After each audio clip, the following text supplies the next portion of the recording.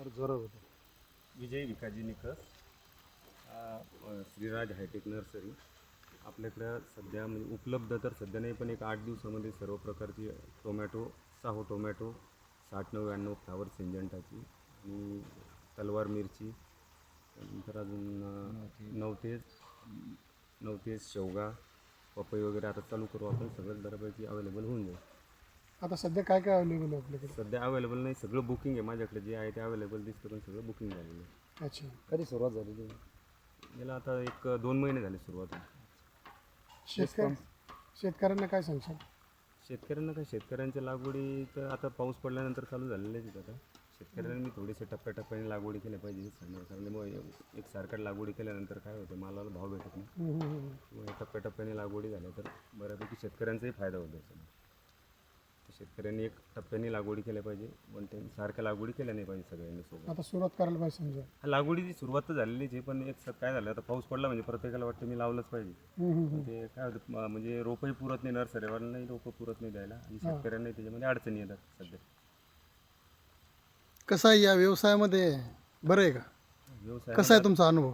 अनुभव तर नवीनच आता सुरुवातच केली आहे. म्हणजे अनुभव आहे मोठा, मग आता आपण जी स्वतःची सुरुवात जी की या 2 महिन्यामध्ये केली आहे. 2 महिन्यापासून सुरुवात आहे का? अच्छा. पहिली नर्सरी आपली तिकडे आहे ना, कुठं पाठीमागे. नर्सरीत काय काय आपलं दुसरं आता सध्या बाकी काही नाही एवढं. सध्या तर या सीझनमध्ये तर टोमॅटो, मिरची, फ्लावर, पत्तागोबी, झेंडू. झेंडूचं वेळ? हो. मग तुमचं नाव सांगा, ॲड्रेस सांगा. माझं नाव विजय विकाजी निकस, फत्तेपूर, वरुड फत्तेपूर. मोबाईल नंबर सांगा. 95 27 36 59 44. किती दिवस लागते याला उगवायला? कसं करावं लागतं? प्रोसिजर काय आहे? याचं प्रोसिजर सर फार नाजूक आहे. यांना उगवायला कमीत कमी 8 दिवस लागतात. तोपर्यंत त्याला भट्टीमध्ये झाकून ठेवावं लागते, आणि त्याला थोडेफार कोंब आल्यानंतर लावून द्यावं लागते. त्यानंतर ते 15 दिवसामध्ये शार्टिंगमध्ये येते. शार्टिंग केल्यानंतर आम्ही पूर्णपणे पैकी रोपं ट्रेमध्ये टाकून शेतकऱ्यांना पोहोचून देतो, आणि त्याच्यानंतर 15 दिवसाच्या नंतर ते रोपं 8 दिवसांना त्यांना देण्यासाठी तयार होतात.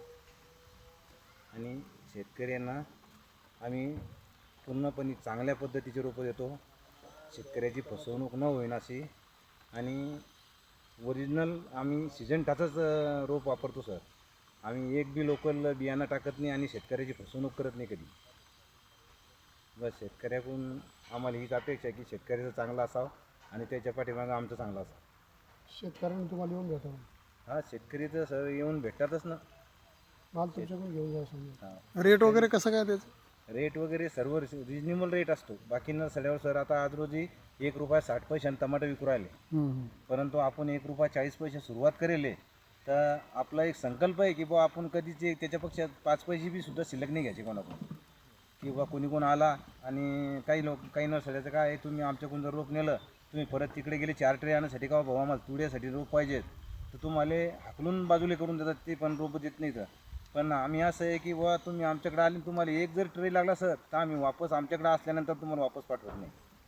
कारण काय आहे, आम्ही जर एवढा व्यवसाय उभा केला तर हा आमच्या स्वतःच्या मताने करेल.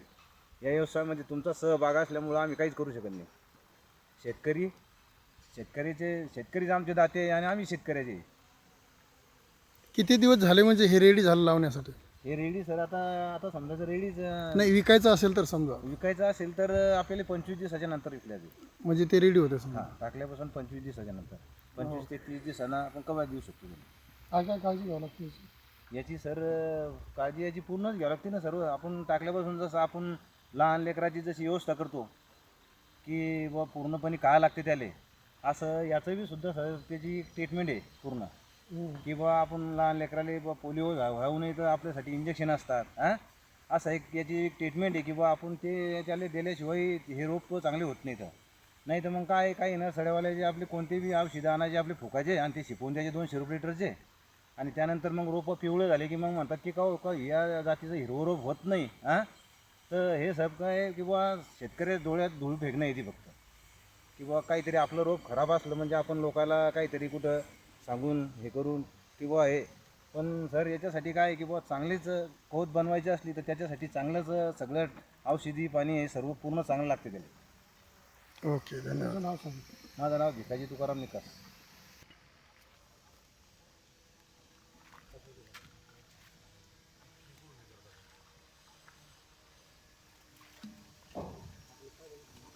बरंच कुठं नाही मारत सगळं.